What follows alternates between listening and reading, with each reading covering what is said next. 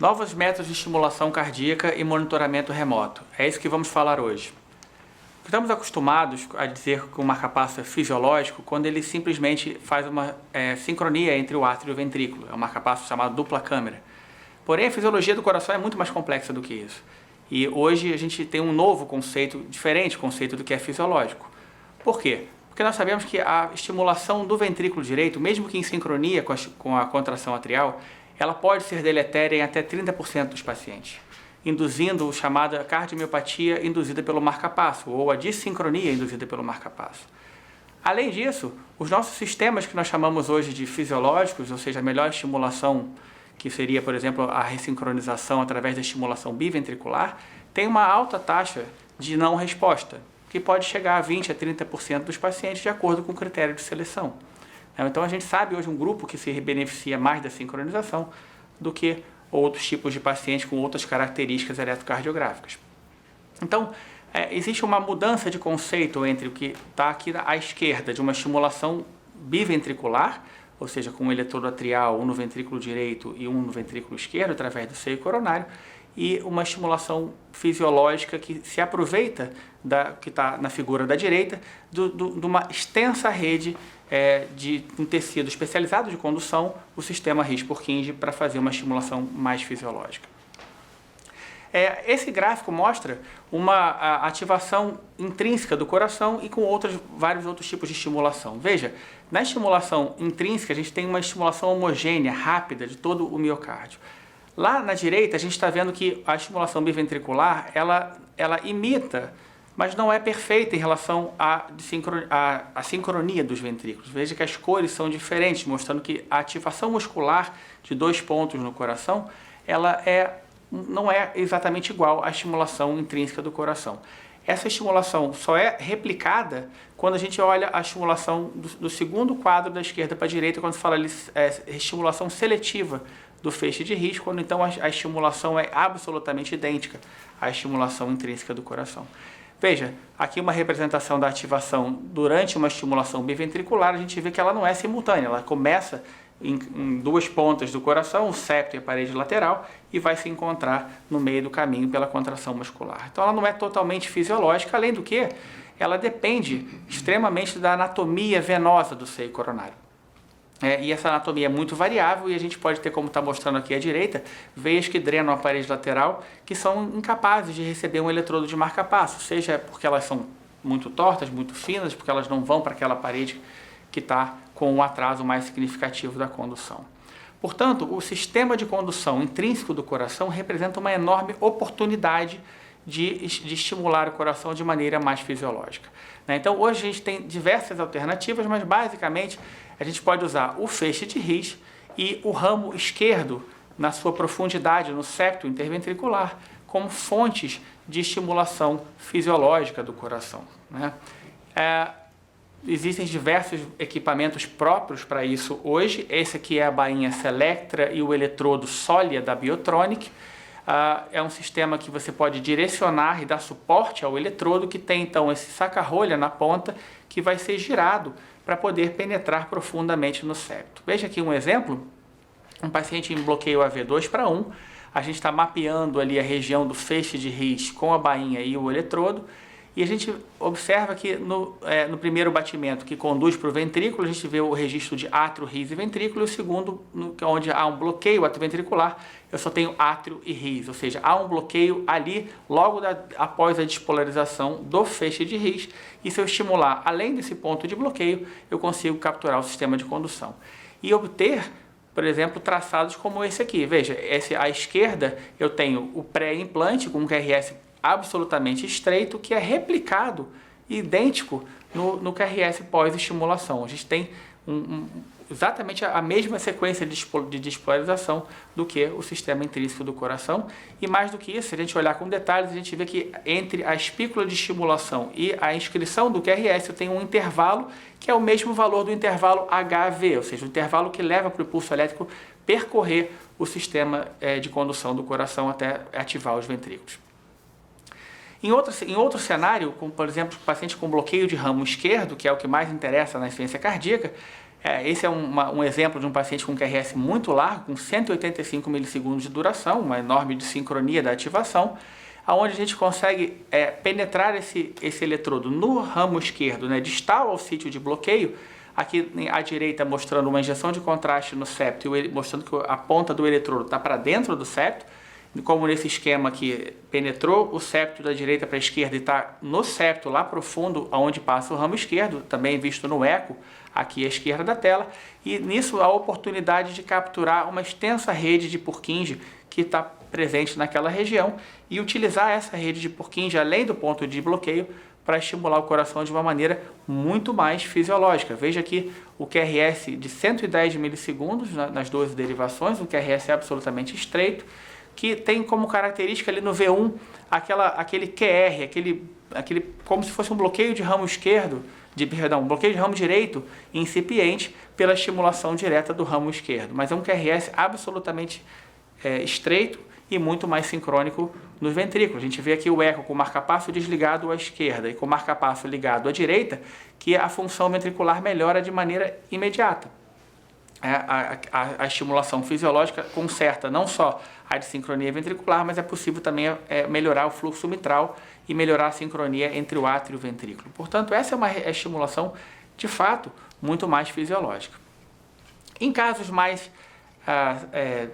doença mais avançada do sistema de condução, onde você pode, mesmo estimulando o ramo esquerdo, ter doença mais distal em outros sítios do sistema de estimulação, é possível fazer técnicas combinadas, como por exemplo está aqui mostrando você esse chamado Hot CRT ou até LOT CRT, se você estimula do RIS ou do ramo esquerdo, né, do left bundle.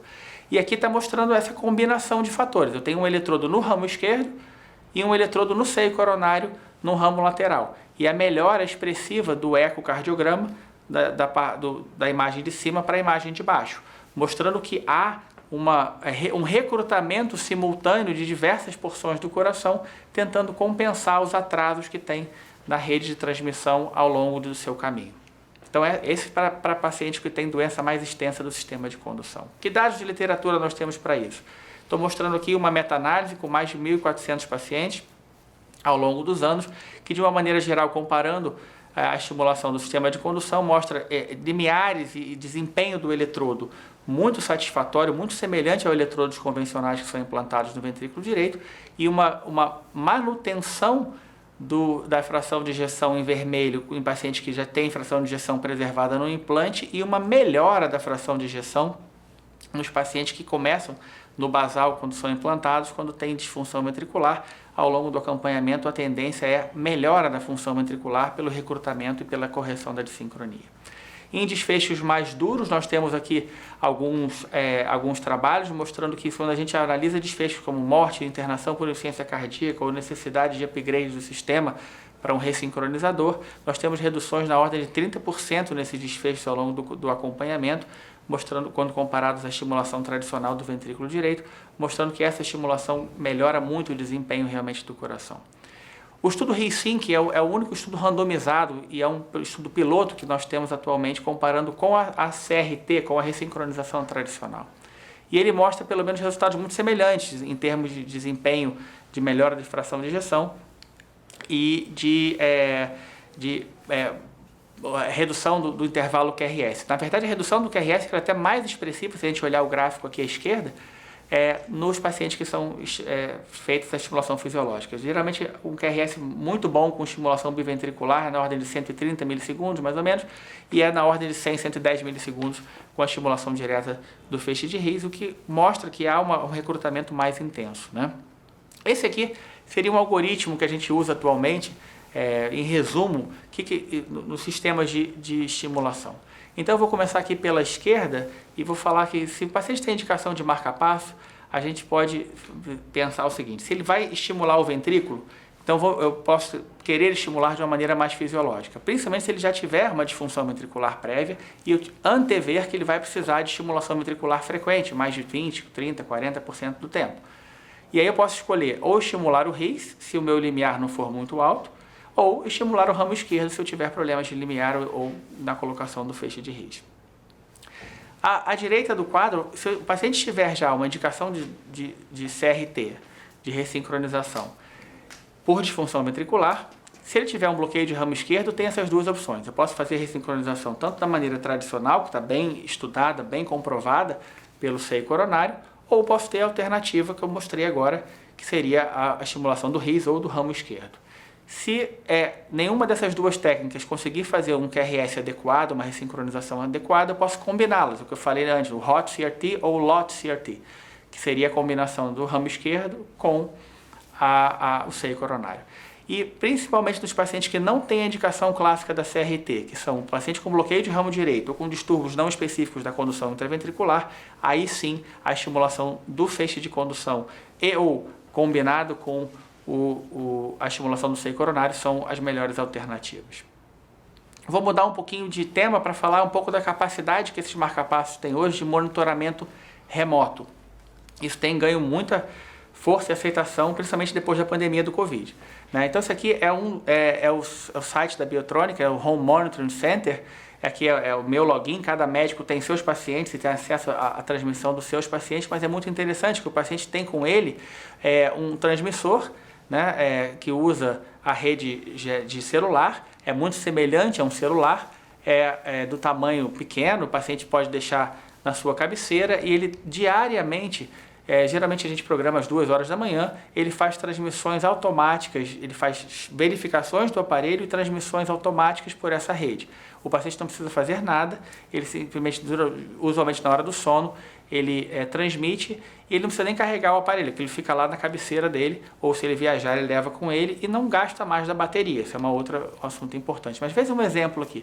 Se nós levarmos entre avaliações presenciais, por exemplo, 6 meses, que é o padrão usual para rever paciente, a gente pode perder eventos importantes no meio do caminho.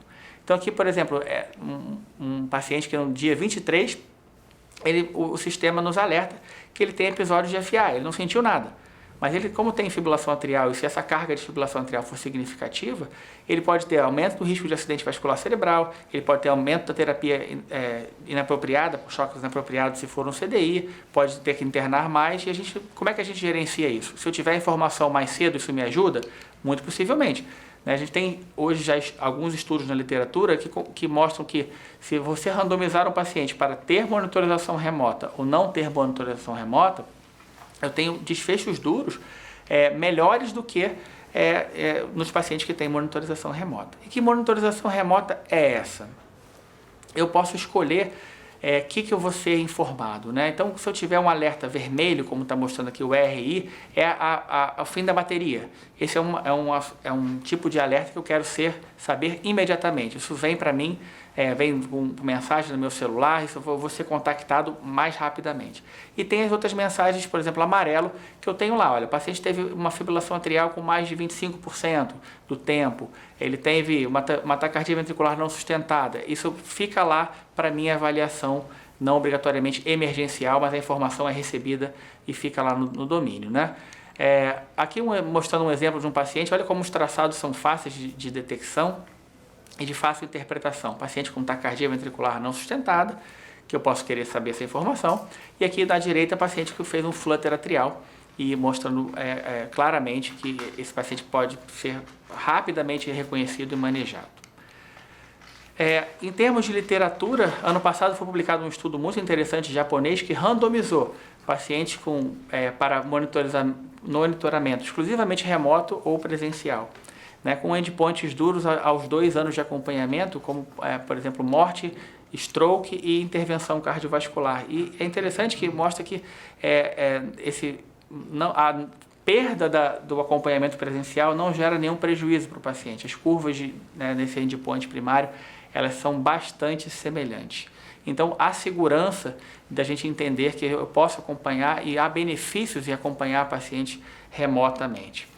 Para terminar, eu vou mostrar aqui que a própria diretriz brasileira da Sociedade Brasileira de Cardiologia de Telemedicina, publicada em 2019, coloca a monitorização remota para acompanhamento de pacientes com arritmias e dispositivos implantáveis como uma indicação classe 2A para a detecção precoce de disfunção dos dispositivos de arritmias cardíacas.